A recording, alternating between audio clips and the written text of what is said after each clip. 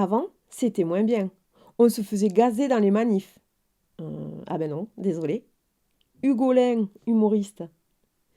Le secret d'une vie réussie, c'est la capacité que nous avons à nous adapter à sa trajectoire non linéaire. Portrait de Monique Ballucci, fromagère. Il existe des gens dans la vie qui te disent qu'ils ont toujours su ce qu'ils voulaient faire comme métier durant toute leur vie. C'est un tas de fait, Monique Ballucci croyait fermement le partager. En effet, à 12 ans, illuminée par une conversation passionnante avec la mère d'Isabelle Bertignac, sa meilleure amie de l'époque, notre jeune Monique avait décidé de devenir assistante sociale. Rapidement, elle s'était éprise de l'idée de cette vocation fabuleuse, prenant à cœur d'aider le moindre de ses prochains légèrement dans la mouise. Élève quelque peu passable, elle mit alors les bouchées doubles pour virevolter jusqu'à son baccalauréat. Elle s'appliqua durant toute sa formation.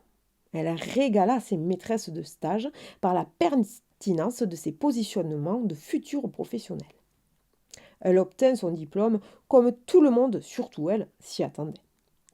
Elle célébra cette nouvelle vie qui s'ouvrait à elle avec Martha, sa maman, Hans, son beau-père, Pierrette, sa grand-mère, ainsi que Sarah, sa confidente et meilleure amie. Ainsi, comme elle l'avait décidé en 5e, elle devint la Joëlle Mazar d'Augy-sur-Saône, une charmante ville de 5467 habitants. Tout roula jusqu'à ce funeste 24 octobre 2014. Alors qu'elle prenait sa pause café en dégustant de délicieuses pâtisseries orientales que Loubna lui avait apportées en même temps que sa déclaration CAF, dont elle ne comprenait pas trop l'incapacité à recevoir ses courriers, dans l'après-midi, elle avait un rendez-vous vital avec le JAF concernant une protection de mineurs. Un dossier sacrément sensible. Alors, elle se délectait encore plus de ce petit moment, hors du temps, en croquant avec gourmandise dans son gâteau au goût de miel et de sésame. Elle avait presque fermé les yeux. Mais après, on viendrait encore lui dire que les fonctionnaires sont payés à rien faire. Alors, à la place, elle fixa la grosse pendule verte fixée sur le mur, juste en face d'elle. 10h40.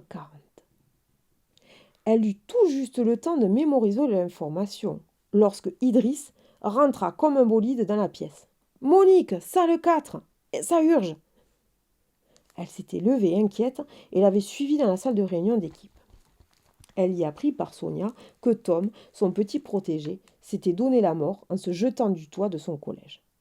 Le choc, le bourdonnement dans les oreilles, la colère, l'incompréhension, les larmes.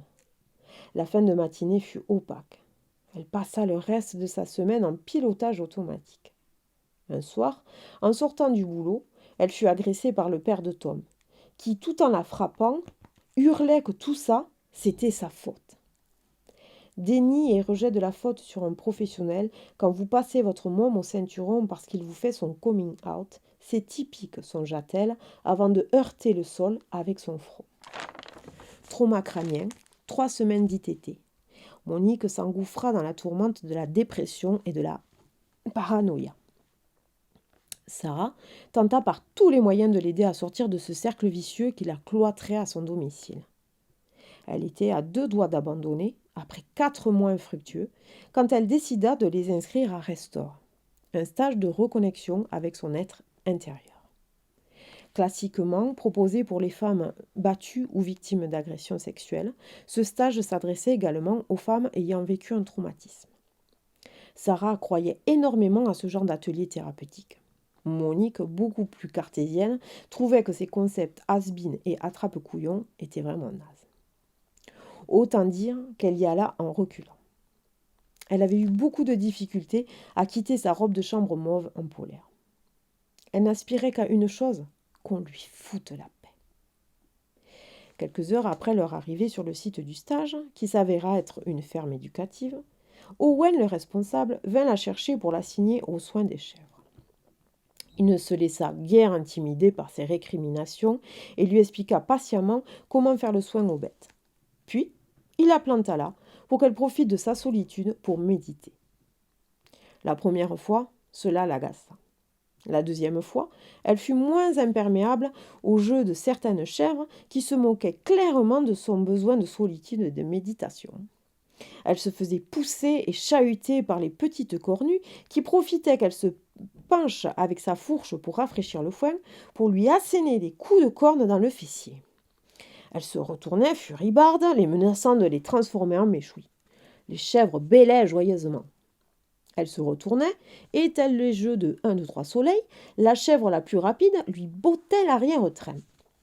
Le troisième jour, elle s'assit dans une mangeoire et commença à les caresser en leur donnant des surnoms. Le quatrième jour, Owen la trouva dans l'étable en train de tenir une conférence sur l'effet des pets de vache sur la couche d'ozone. Les chèvres semblaient fascinées par cette jolie rousse charnue qui agitait les bras dans tous les sens comme une italienne pour leur parler. Le directeur de restaurant s'éclipsa sans la déranger en souriant. Il était toujours heureux lorsqu'une des stagiaires remontait la pente. Cependant, il fallait être vigilant. Parfois, la guérison trop rapide laissait la place à un rebond de la dépression encore plus dévastateur. Au bout de 10 jours, c'est Monique qui demanda à rester, comme bénévole auprès des chèvres. L'équipe d'encadrement se réunit. Ce n'était pas la première fois qu'une telle demande se présentait. Certains émirent des doutes sur l'aspect positif de la prolongation de son séjour à la ferme. Agnès, la psychologue, souligna qu'au-delà de la résilience, Monique semblait également développer une idée de reconversion professionnelle. Pas tant pour rester au contact de bénéficiaires comme lorsqu'elle exerçait à l'aide sociale à l'enfance, mais probablement pour trouver comment transformer sa relation de confiance avec les chèvres. Tout le monde l'écouta avec attention. Agnès était souvent le phare de l'équipe en cas de doute. Owen annonça donc à Monique qu'elle pouvait rester. C'est ainsi qu'au fil des mois, notre petite assistante sociale se transforma en fromagère, partageant son savoir avec les résidentes de restaurant et ses délicieux fromages sur les différents marchés locaux. À demain!